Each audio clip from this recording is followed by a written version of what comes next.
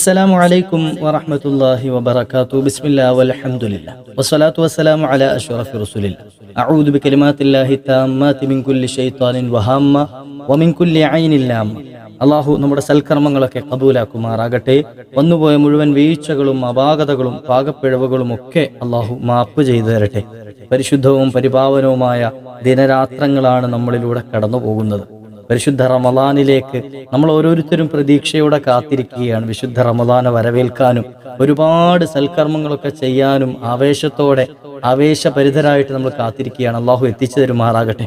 പക്ഷേ പരിശുദ്ധ റമളാൻ കടന്നു വരുന്നതിന് മുമ്പ് നമ്മളൊന്ന് ഒരുങ്ങി തയ്യാറാകണം. കഴിഞ്ഞ ദിവസങ്ങളിലൊക്കെ നമ്മൾ ചർച്ച ചെയ്ത വിഷയങ്ങൾ, പരിശുദ്ധ റമളാനെ നമുക്ക് എങ്ങനെ വരവേൽക്കാം, റമളാൻ വരുന്നതിന് മുമ്പ് എന്തൊക്കെയാണ് നമ്മൾ ചെയ്തു വെക്കേണ്ടത്.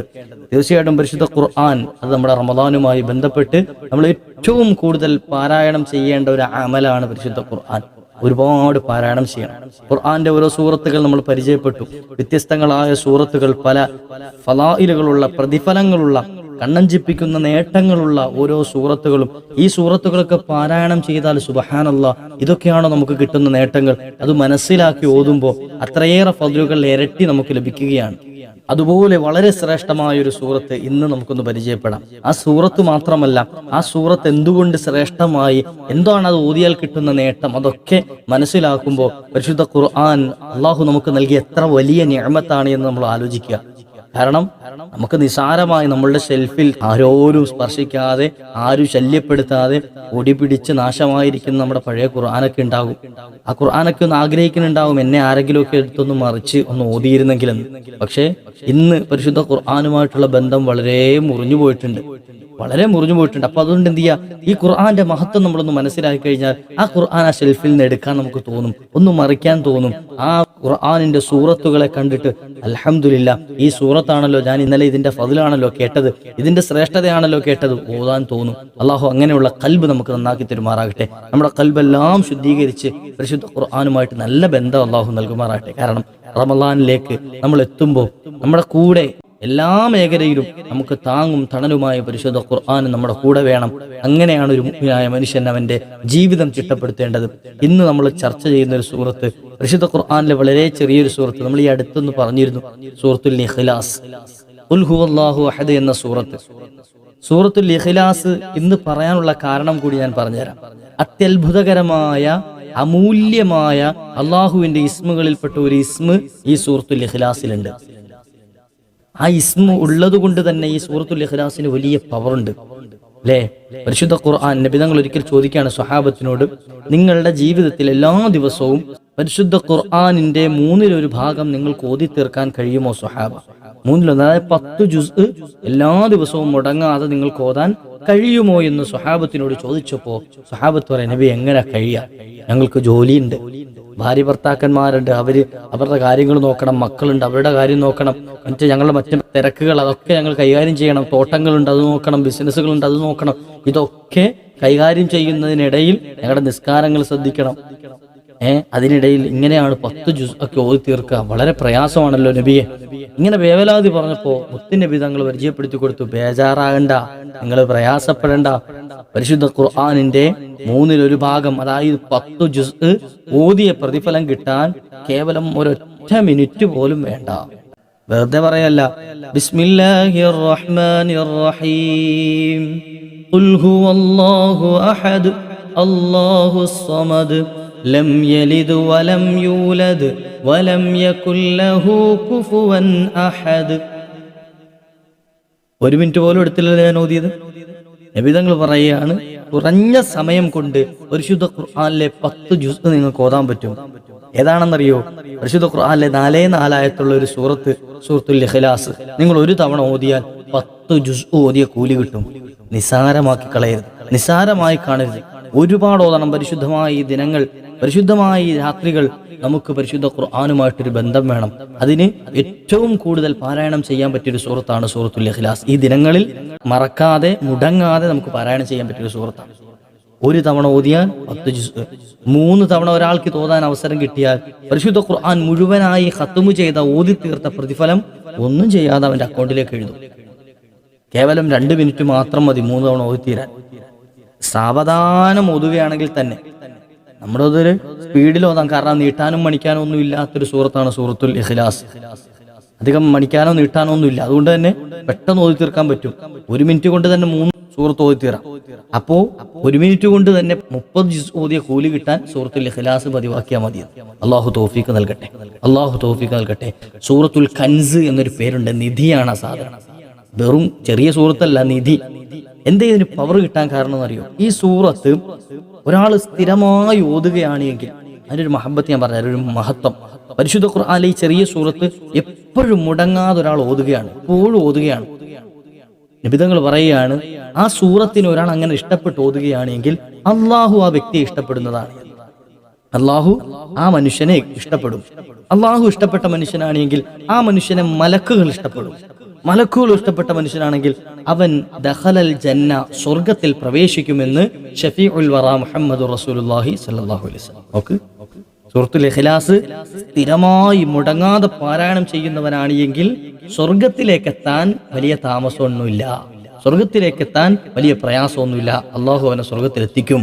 അപ്പൊ മനസ്സിലായിക്കൊള്ളണം, സൂറത്തുൽ ഇഖ്ലാസ് ഒരാൾക്ക് പതിവാക്കാൻ അവസരം കിട്ടുന്നുണ്ട് എങ്കിൽ അവൻ സ്വർഗാവകാശിയാകാൻ അള്ളാഹു തെരഞ്ഞെടുത്തത് കൊണ്ടാണ്. അള്ളാഹു ആ കൂട്ടത്തിൽ നമ്മയൊക്കെ കബൂലാക്കി തരട്ടെ, നമ്മയൊക്കെ ആ കൂട്ടത്തിൽ തെരഞ്ഞെടുക്കട്ടെ. മനസ്സിലായോ? അല്ലാത്തവർക്ക് ഓതാൻ കഴിയില്ല.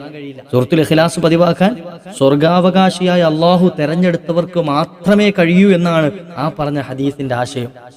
അള്ളാഹു അക്കൂട്ടത്തിൽ നമ്മയൊക്കെ തെരഞ്ഞെടുക്കുമാറാകട്ടെ. നമ്മളെപ്പോഴും ദ്വാരക്കണം. നമുക്കും നമ്മുടെ മക്കൾക്കും മാതാപിതാക്കൾക്കും ഭാര്യയ്ക്കും ഭർത്താവിനും വേണ്ടി ഒക്കെ എന്ത് ചെയ്യണം?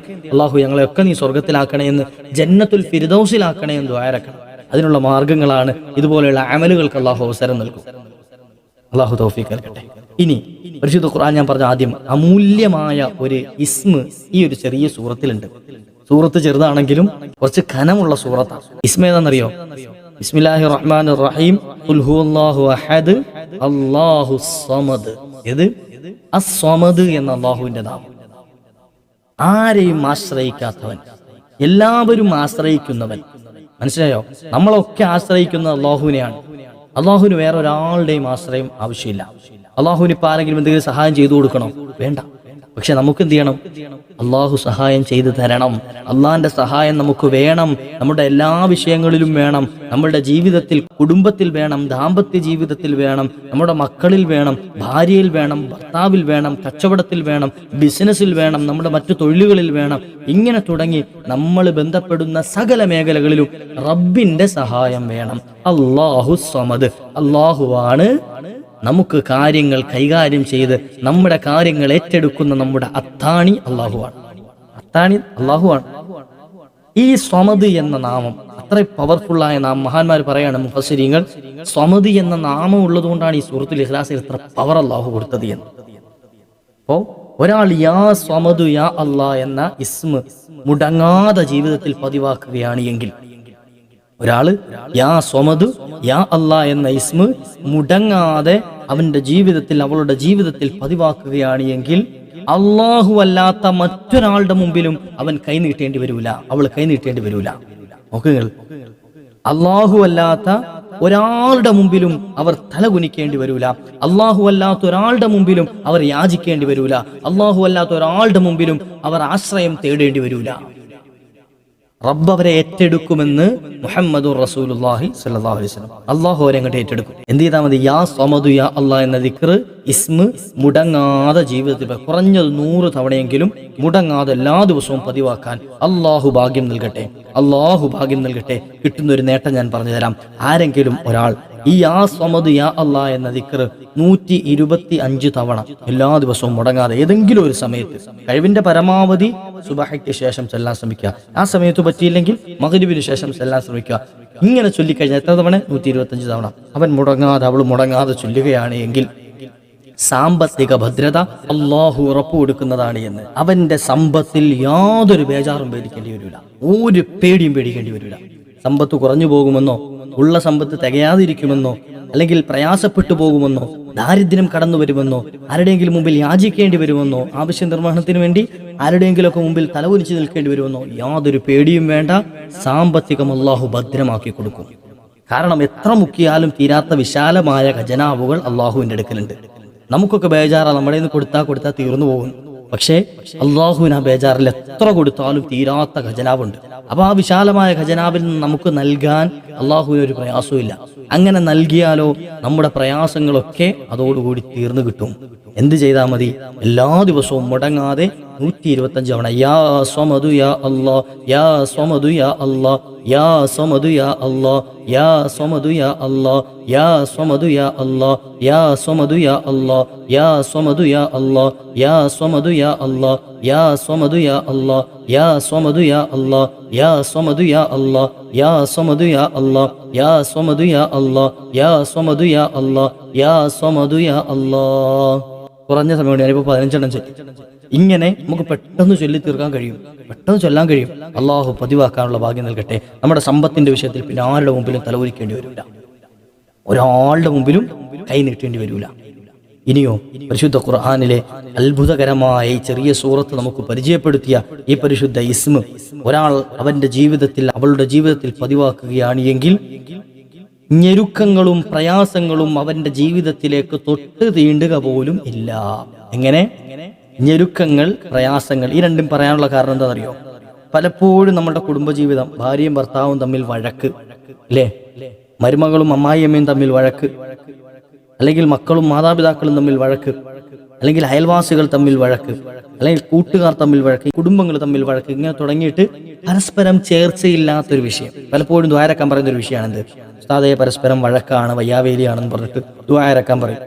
സ്നേഹം ഉണ്ടാകാൻ, ഭർത്താവിന്റെ സ്നേഹം ഉണ്ടാകാൻ വേണ്ടി ദ്വാരക്കണം, അല്ലെങ്കിൽ ഭാര്യ സ്നേഹിക്കാൻ വേണ്ടി ദ്വാരക്കണം, ഇങ്ങനെ പറയാറുണ്ട്. അള്ളാഹു പരസ്പരം ഐക്യവും സാഹോദര്യവും ഒക്കെ എല്ലാവർക്കും നൽകുമാറാകട്ടെ. ദുആ വസിയത്ത് ചെയ്തവർക്കൊക്കെ അള്ളാഹു ഖൈറായ ജീവിതം നൽകട്ടെ. അപ്പോൾ ഈ ഇസ്മ പതിവാക്കിക്കോളി. നിങ്ങൾക്ക് ഏറ്റവും വലിയൊരു പരിഹാരം ഈ ഇസ്മ നിങ്ങൾ പതിവാക്കിക്കോളി. കാരണം ജീവിതത്തിൽ പ്രയാസങ്ങൾ അനുഭവിക്കുന്ന, ഞെരുക്കങ്ങൾ അനുഭവിക്കുന്ന ആളുകളുണ്ട്. ജോലിയിലല്ല, സമ്പത്തിലല്ല, മറിച്ച് ജീവിതത്തിൽ ഞെരുക്കങ്ങൾ അനുഭവിക്കുന്നവർ, അവർക്ക് പ്രയാസങ്ങളിൽ നിന്നും ഞെരുക്കങ്ങളിൽ നിന്നും മോചനം ലഭിക്കാൻ ഈ യാ സ്വമദു യാ അല്ലാ എന്ന ദിക്ർ, ഇസ്മ അവരുടെ ജീവിതത്തിൽ പതിവാക്കിയാൽ മതി. അത്ഭുതങ്ങൾ കാണാൻ പറ്റും. നിങ്ങളൊന്ന് ചൊല്ലി നോക്കി, ജീവിതത്തിൽ വലിയ അത്ഭുതം കാണാൻ പറ്റും. എത്രയോ ഉമ്മമാര്, സഹോദരിമാര് വിളിച്ചിട്ട് എൻ്റെ സന്തോഷം പറഞ്ഞെന്നറിയൂ. ഉസ്താദേ, ചൊല്ലി നോക്കി, ഞങ്ങൾക്ക് അതിന് ഫലം കിട്ടിയിട്ടുണ്ട്, ഞങ്ങൾക്ക് അതിന് ഫായിദ കിട്ടിയിട്ടുണ്ട്, അതിന് അസർ കിട്ടിയിട്ടുണ്ട്, ഞങ്ങൾക്ക് വേണ്ടി ദ്വാരക്കണം, ഇനിയും കൂലി കിട്ടാൻ, ഇനിയും അതിന് ഫലം കിട്ടാൻ ദ്വാരക്കണമെന്ന് അള്ളാഹു തൗഫീഖ് നൽകട്ടെ. നമുക്ക് ചൊല്ലിക്കോളി, പ്രയാസങ്ങളൊക്കെ നീങ്ങി കിട്ടും. ഒട്ടനവധി നേട്ടങ്ങൾ ഇനിയും പറയാനുണ്ട്. യാ സമദ് യാ അല്ലാ എന്ന ദിക്ർ പതിവാക്കുന്നവരാണെങ്കിൽ യസീദു ഉംറുഹു, അത് പതിവാക്കുന്നവന്റെ ഉംർ, ആയുസ് അള്ളാഹു നീട്ടിക്കൊടുക്കുന്നതാണ്. ഇന്ന് കണ്ടുവരുന്ന വലിയൊരു പ്രശ്നം എന്താണെന്നറിയോ? പെടുന്നനെയുള്ള മരണങ്ങൾ. രാവിലെ സന്തോഷത്തോടു കൂടി വീട്ടിൽ നിന്ന് ഇറങ്ങിപ്പോയി, രാവിലെ സന്തോഷത്തോടു കൂടി വീട്ടിൽ നിന്ന് എല്ലാവരോടും സലാമൊക്കെ പറഞ്ഞ് വീട്ടിൽ നിന്ന് ഇറങ്ങിപ്പോയി, വൈകുന്നേരം കൊണ്ടുവരുന്നത് മയ്യത്ത് കട്ടിലിന്മേലാണ്. സുബ്ഹാനല്ലാഹ്, അള്ളാഹു കാത്തുരക്ഷിക്കുമാറാകട്ടെ. സന്തോഷത്തോടു കൂടി വീട്ടിൽ നിന്നും ഭാര്യയും ഭർത്താവും കൂടെ ഇറങ്ങി വിദേശത്തേക്ക് പോയതാണ്, അല്ലെങ്കിൽ ഒരു ടൂറിന് പോയതാണ്. വഴിമധ്യ ആക്സിഡന്റിൽ മരണപ്പെട്ടു പോവുക. മരണത്തിലേക്കാണ് പോകുന്നതെന്ന് ആർക്കും അറിയില്ല. ചെറുപ്രായത്തിൽ തന്നെ മക്കൾ വിട പറഞ്ഞു പോവുക. കഴിഞ്ഞ ദിവസം 1.5 വയസ്സ് പ്രായമുള്ള ഒരു കുഞ്ഞിന്റെ ജനാസ ഈ പള്ളിക്കാട്ടിൽ കൊണ്ടടക്കി. അള്ളാഹുവേ, ആ മാതാപിതാക്കൾക്ക് നീ സ്വബർ നൽകണേ അല്ലാ. അപ്പൊ ഇങ്ങനെ രാത്രി കിടന്നുറങ്ങിയതാണ് കുഞ്ഞ്. പക്ഷെ രാവിലെ ആയപ്പോ മയ്യത്തായി, രാവിലെ മയ്യത്തായി. ഇങ്ങനെ എപ്പോഴാണ് മരണം വരുന്നതെന്ന് അറിയില്ല. പെടുന്നതിനുള്ള മരണങ്ങളിൽ പെട്ടുപോവുകയാണ്. ജീവിച്ചു കൊതി തീരുന്നതിന് മുമ്പ് മരണപ്പെടുകയാണ്. അപ്പൊ അതുകൊണ്ട് തന്നെ പെട്ടെന്നുള്ള മരണങ്ങളിൽ നിന്ന് രക്ഷപ്പെട്ട് ആയുസ് നീട്ടിക്കിട്ടാൻ യാ സ്വമദു യാ അല്ലാ എന്ന ഈ ഇസ്മ പതിവാക്കിക്കും. എൻ്റെ പ്രിയപ്പെട്ട ഉമ്മമാര്, സഹോദരിമാര്, ഉപ്പമാര്, ഇതൊക്കെ എൻ്റെ വാക്കുകൾ കേൾക്കുന്നവർ ഈ ഇസ്മ പതിവാക്കിക്കൊള്ളി. അതുമാത്രവുമല്ല, അതോടൊപ്പം ദുആ ചെയ്യുകയും വേണം. അല്ലാഹുവേ, എനിക്ക് നീ ആയുസ് നീട്ടിത്തരണം, നിന്റെ ത്വാഅത്തിലായിട്ടാവണം, നിനക്ക് വഴിപ്പെടുന്ന ആയുസ് നൽകണം. കുറെ ആയുസ് കിട്ടി, കുറെ അങ്ങോട്ട് ദീർഘകാലം ജീവിക്കാൻ പറ്റി, അള്ളാഹ്ക്കെതിരെ പ്രവർത്തിക്കുകയാണെങ്കിലോ അത്രയും കാലത്തെ ശിക്ഷയും കൂടെ അനുഭവിക്കേണ്ടി വരും. അങ്ങനല്ല, മറിച്ച് റബ്ബിനെ ഇബാദത്ത് ചെയ്യുന്ന രൂപത്തിലുള്ള ആയുസ് എനിക്ക് നീ നീട്ടിത്തരണേ എന്ന് എപ്പോഴും ദ്വാരക്കണ്ടേക്കനാ. അള്ളാഹുവെ, നിന്റെ ത്വാഅത്തിലായിട്ട് നിനക്ക് വഴിപ്പെടുന്ന രൂപത്തിലുള്ള ആയുസ് എനിക്കും എൻ്റെ കുടുംബത്തിനും നീ നീട്ടിത്തരണേ അല്ലാഹ്. അങ്ങനെയാണ് ദ്വാരക്കേണ്ടത്. മനസ്സിലായോ? അല്ലാതെ അള്ളാഹു ദീർഘായുസ് നൽകണേ അല്ലാ, അങ്ങനെ ദ്വാരം കഴിഞ്ഞാൽ എന്ത് ചെയ്യും? ദീർഘായുസ് ചിലപ്പോൾ നൽകും. പക്ഷെ ആ ദീർഘായുസ് നൽകിയത് ഷെറിനാണ് എങ്കിലോ, എന്തെങ്കിലും ജീവിതത്തിൽ തെമ്മാടിത്തരം ചെയ്യുന്ന രൂപത്തിലേക്ക് പോയി കഴിഞ്ഞാലോ അത് വലിയ അപകടമാണ്. കാരണം എന്താ? അത്രയും കാലത്തെ ശിക്ഷയും കൂടെ നാളെ നരകത്തിൽ നമ്മൾ കിടക്കേണ്ടി വരും. അള്ളാഹു കാത്തുരക്ഷിക്കുമാറാട്ടെ. അതേസമയത്ത് നിന്റെ ത്വാഅത്തിലായി നിന്നെ വഴിപ്പെടുന്ന രൂപത്തിൽ ഞങ്ങൾക്ക് നീ ദീർഘായുസ് നൽകണം, ഞങ്ങളുടെ ആയുസ്സിൽ നീ നീട്ടിത്തരണം എന്ന് ദ്വാരുന്നാൽ നമുക്ക് ആയുസ് നീട്ടി കിട്ടുകയും ചെയ്യും. അതോടൊപ്പം തന്നെ റബ്ബിനെ ഇബാദത്ത് ചെയ്യാനുള്ള അവസരവും കിട്ടും. നന്മകൾക്കുള്ള അവസരവും കിട്ടും. യാ സ്വമദു യാ അല്ലാ എന്ന ദിക്ർ ഇസ്മ പതിവാക്കിക്കൊള്ളി. അള്ളാഹു തൗഫീഖ് നൽകട്ടെ. എണ്ണിയാൽ ഒടുങ്ങാത്ത ശ്രേഷ്ഠതകൾ പറയുന്നുണ്ട് ഈ ദിക്റിന്. എണ്ണിയാൽ ഒടുങ്ങാത്ത ശ്രേഷ്ഠതകൾ, ഫളായിലുകൾ ഈ ഒരു ചെറിയ ഇസ്മിന് പഠിപ്പിക്കുന്നുണ്ട്. സൂറത്തുൽ ഇഖ്ലാസിന് പവർ കിട്ടിയത് അതുകൊണ്ടാണ്. അത്രയേറെ സ്ഥാനം കിട്ടാനുള്ള കാരണം ഈ ഒരു ഇസ്മിന്റെ ബറക്കത്താണ് എന്ന് മഹാന്മാർ പറയുന്നുണ്ട്. അതുപോലെ ഇത് ചൊല്ലുന്നവരുടെ ജീവിതത്തിലേക്ക് സകല ഖൈറാത്തുകളും കടന്നു വരും. അവന്റെ ജീവിതത്തിലേക്ക്, അവളുടെ ജീവിതത്തിലേക്ക് സകല ഖൈറാത്തുകളും ബറക്കാത്തുകളും കടന്നെത്തുന്നതാണ് എന്ന് മഹാന്മാർ പറഞ്ഞു വരുന്നു. യാ സ്വമദ് യാ അല്ലാഹ് എന്ന ഇസ്മ സകല ഖൈറുകളും, പ്രത്യേകിച്ച് ഈ ദിവസങ്ങൾ ബറക്കത്തിന്റെ ദിവസങ്ങളാണ്, റഹ്മത്തിന്റെ ദിവസങ്ങളാണ്. സകല ഖൈറാത്തുകളെയും വിളിച്ചു വരുത്താൻ, ജീവിതത്തിലേക്ക് കൊണ്ടുവരാൻ ഏറ്റവും പറ്റിയ ദിവസങ്ങളാണ് ഈ കഴിഞ്ഞു പോകുന്നത്. പാഴാക്കി കളയല്ലേ, തീർച്ചയായിട്ടും പാഴാക്കരുത്. ഈ ദിവസങ്ങളിലാണ് നമ്മൾ മുതലാക്കേണ്ടത്. ജീവിതത്തിലേക്ക് സകല ഐശ്വര്യങ്ങൾ വരും. നമ്മൾ പലപ്പോഴും സങ്കടപ്പെടാറുണ്ട്, വല്ലാത്ത ബേജാറിലാണ്, വല്ലാത്ത പ്രയാസത്തിലാണ്. മക്കൾ വിദേശത്തേക്ക് പോയി ജോലി ശരിയായിട്ടില്ല, ഭർത്താവ് വിദേശത്തേക്ക് പോയി ജോലി ശരിയായിട്ടില്ല, അല്ലെങ്കിൽ ഭാര്യ ഭർത്താക്കന്മാരുടെ ഇടയിലുള്ള ആ സ്വരച്ചേർച്ച നന്നായിട്ടില്ല. ഇങ്ങനെ തുടങ്ങിയിട്ട് പലപ്പോഴും ടെൻഷൻ അടിക്കാൻ ഒരുപാട് കാര്യമുണ്ട്. എന്നാൽ ഇതൊക്കെ മാറിയിട്ട് ഖൈറാത്തുകൾ അധികരിച്ചു വരുന്ന ഒരു രംഗം ഒന്ന് ആലോചിച്ച് നോക്കി. സകല മേഖലയിലും ഖൈറാത്തുകൾ വരിക ഏറ്റവും വലിയ അനുഗ്രഹമാണത്. ഏറ്റവും വലിയ അനുഗ്രഹമാണ് ഈ ഒരു ഇസ്മ പതിവാക്കിക്കൊള്ളി. ഈ ഒരു ഇസ്മ നമ്മുടെ ജീവിതത്തിൽ പതിവാക്കണം. അതുമാത്രവുമല്ല, ആരെങ്കിലും ഒരാൾ ഈ ഒരു ഇസ്മ പതിവാക്കുകയാണെങ്കിൽ അവർ വിവാഹം നടന്നിട്ടില്ല, അല്ലെങ്കിൽ മക്കൾ ഉണ്ടായിട്ടില്ല, വിവാഹം നടന്നിട്ടില്ല, വിവാഹം കഴിഞ്ഞു പക്ഷെ മക്കൾ ഉണ്ടായിട്ടില്ല, അങ്ങനെ വിഷമിക്കുന്നവരാണ് എങ്കിൽ, അല്ലെങ്കിൽ വീടില്ലാത്തവരാണ്, വീട് ഇതുവരെയായിട്ട് സ്വന്തമായിട്ടൊരു വീടില്ല, അല്ലെങ്കിൽ ഉള്ള വീട് വാടകയ്ക്കാണ് കഴിയുന്നത്, സ്വന്തമായിട്ടൊരു വീടില്ല, ഇനി വീട് പണി തുടങ്ങി അത് പൂർത്തിയാക്കാൻ കഴിയുന്നില്ല, ഇങ്ങനെയുള്ള മേഖലകൾ ആർക്കെങ്കിലും വിഷമം അനുഭവിക്കുന്നവരുണ്ട് എങ്കിൽ വിവാഹം ശരിയാകാൻ ഈ ഒരു ഇസ്മ മതിയെന്ന് മഹാന്മാർ പറഞ്ഞു തരുന്നു. മക്കളെ ലഭിക്കാൻ ഈ ഇസ്മ പതിവാക്കിയാൽ മതിയെന്ന് മഹാന്മാർ പറഞ്ഞു തരുന്നു. അതോടൊപ്പം തന്നെ വീട്, ഇരു ലോകത്തും ഖൈറായ വീട്. ഞാൻ ആദ്യം പറഞ്ഞു, അള്ളാഹു പരിശുദ്ധ ഖുർആനിലെ ആ സൂറത്ത് ഓതിയാൽ ദഖലൽ ജന്ന, ആഖിറത്തിലെ വീട് ഓക്കെയായി, ആഖിറത്തിലെ വീട് ഓക്കെയായി, അവന് സർട്ടിഫിക്കറ്റ് കിട്ടി. എന്നാൽ ദുനിയാവിലും ഒരു ഖൈറായ വീട് കിട്ടാൻ ആ സൂറത്തിലെ ഈ ഒരു ഇസ്മ പതിവാക്കി ചൊല്ലിക്കോളാൻ മഹാന്മാർ പറഞ്ഞു തരികയാണ്. ചൊല്ലിക്കൂടെ? ചെറിയൊരു ഇസ്മല്ല, യാ സ്വമദു യാ അല്ലാഹ്. ഇന്നത്തെ ക്ലാസ്സിൽ നമ്മൾ പറഞ്ഞൊരു വിഷയം, പരിശുദ്ധ ഖുർആനിലെ സൂറത്തുൽ ഇഖ്ലാസ് ഒരിക്കലും മുടങ്ങാതെ എത്രയാണോ നിങ്ങൾക്ക് ഓതാൻ പറ്റുന്നത് അത്രയും നിങ്ങൾ ഓദിക്കുക. മരിക്കുന്നതിന് മുമ്പ് 1,00,000 തവണ നിങ്ങൾക്ക് ഓതാൻ കഴിഞ്ഞാൽ, മരിക്കുന്നതിന് മുമ്പായിട്ട് 1,00,000 തവണ ഓതി വെക്കാൻ കഴിഞ്ഞാൽ ഖബറിൽ യാതൊരു മുസീബത്തിനെയും പേടിക്കേണ്ടതില്ല. ഖബറിൽ സവാനിയാക്കളായ മലക്കുകൾ വരുമെന്ന് പേടിക്കേണ്ട, ഖബറിൽ അദാബിന്റെ മലക്കുകൾ വരുമെന്ന് പേടിക്കേണ്ട, ഖബറിലേക്ക് മുസീബത്ത് എത്തുമെന്ന്, ഫിത്ന ഇറങ്ങുമെന്ന്, ഫസാദാക്കപ്പെടുമെന്ന് യാതൊരു പേടിയും വേണ്ട. റാഹത്തായിട്ട് പുതിയാപ്പിൾ ഉറങ്ങുന്ന പോലെ ഉറങ്ങിക്കോ എന്ന് പറഞ്ഞ് മലക്കുകൾ എന്ത് ചെയ്യും? മർഹബ പാടിയിട്ട് അവർ പോകും. അങ്ങനെ സ്വസ്ഥമായിട്ട് കിടക്കാൻ പറ്റും ഖബറിൽ. മരിക്കുന്നതിന് മുമ്പ് 1,00,000 തവണ ഓതാൻ അവസരം കിട്ടിയാൽ അല്ലാഹു ഭാഗ്യം നൽകട്ടെ. അപ്പോൾ എത്രയാണോ ഓതാൻ പറ്റുന്ന അത്രയും അധികരിപ്പിക്കുക.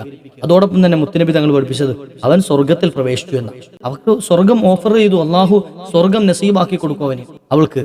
അതുകൊണ്ട് തന്നെ അത് പതിവാക്കിക്കോ. ഇനി അതിലുള്ള പ്രത്യേകമായ അസ്വമദു എന്ന ഈ പവർഫുൾ അമൂല്യമായ ഈ ഇസ്മ അത് പതിവാക്കുന്നവർക്ക് കിട്ടുന്ന വമ്പൻ നേട്ടങ്ങളാണ് ഞാൻ എണ്ണി പറഞ്ഞത്. ഈ നേട്ടങ്ങളൊക്കെ കേട്ടിട്ട് എങ്ങനെയാണ് ഈ ഇസ്മ നമ്മൾ ഒഴിവാക്കി കളയാ? എങ്ങനെയാണ് ഈ സുഹൃത്ത് നമ്മൾ ഒഴിവാക്കുക?